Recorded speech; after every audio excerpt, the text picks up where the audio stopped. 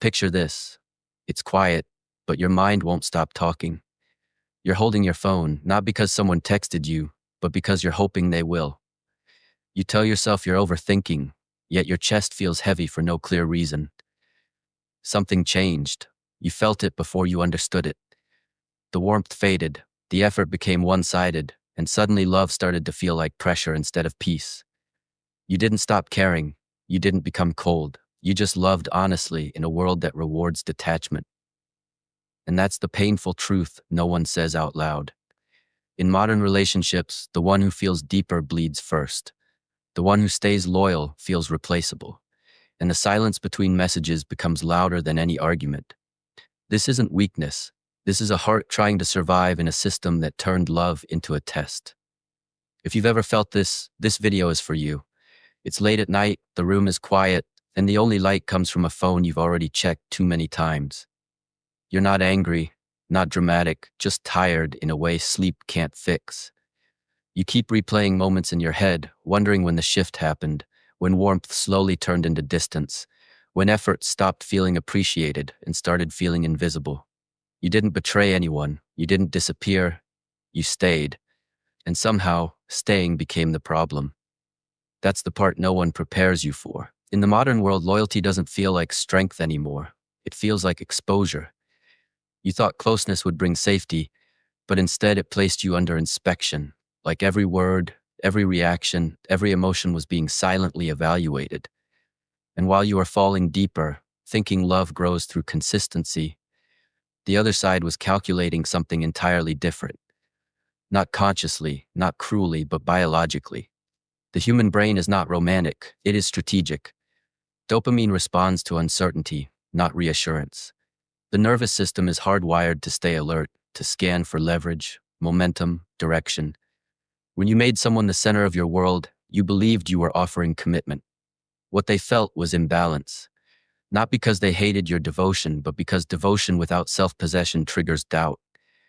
It whispers a dangerous question into the subconscious. If this person loses me, do they lose themselves too? So the dynamic changes quietly.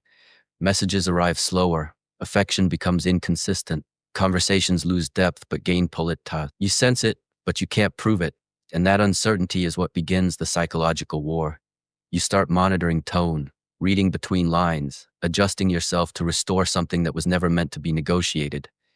Meanwhile, the other mind is drifting into comparison, into options, into the illusion of abundance. Attention is everywhere now. Validation is instant, and abundance rewires value. When everything feels replaceable, nothing feels sacred. This is how modern relationships stop being about connection and start becoming about positioning. Whoever cares more feels weaker. Whoever pulls back gains control. Not because they are stronger people, but because detachment regulates power. The brain associates emotional independence with stability and emotional overexposure with risk. You weren't weak for feeling deeply. You were human. But humanity, in a system built on endless choice and constant stimulation, becomes a disadvantage if it isn't disciplined. Eventually, one of two things happens. Either you lose yourself trying to maintain something that keeps slipping through your fingers, or you stop reaching altogether. And the moment you stop explaining, stop chasing, stop trying to prove your value, something strange happens. The dynamic shifts. The silence you once feared becomes grounding. Your nervous system settles. Your identity returns to its center. And only then does the other side feel the absence, not because you changed who you are, but because you reclaimed it. This isn't a story about villains. It's a story about mismatched instincts. Men are conditioned to bond through commitment, to equate love with endurance. Women are conditioned to seek security through strength, to equate attraction with direction. When those instincts collide in a culture that rewards emotional detachment and endless choice, love starts to feel like combat.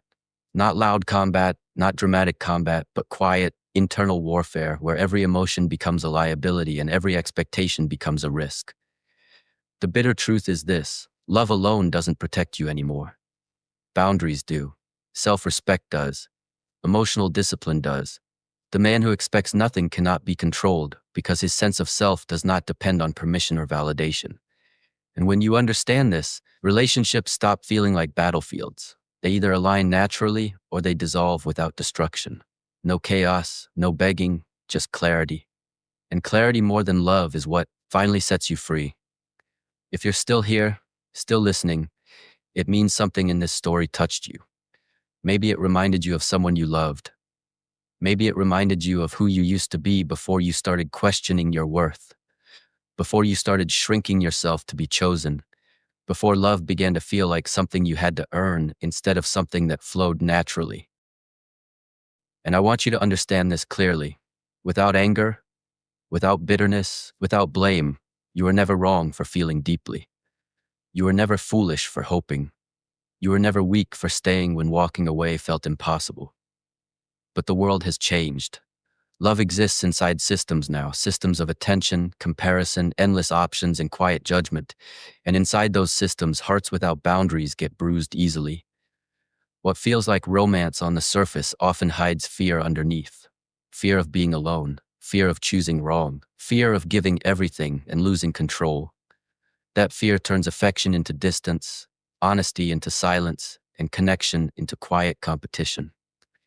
Not because people are evil, but because they are human, navigating a culture that teaches them to protect themselves before they learn how to love.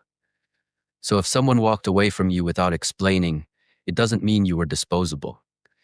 If someone grew cold while you stayed warm, it doesn't mean you were too much. And if love started to feel like a battlefield, it doesn't mean you failed. It means you were trying to love in a world that forgot how to hold it gently. The lesson isn't to close your heart, it's to anchor it. To build a life so full, so grounded, so honest, that love becomes a choice, not a necessity. To care without losing yourself. To stay open without becoming dependent. To love, but never abandon who you are in the process. Because the strongest people aren't the ones who feel nothing. They're the ones who feel deeply and still stand steady.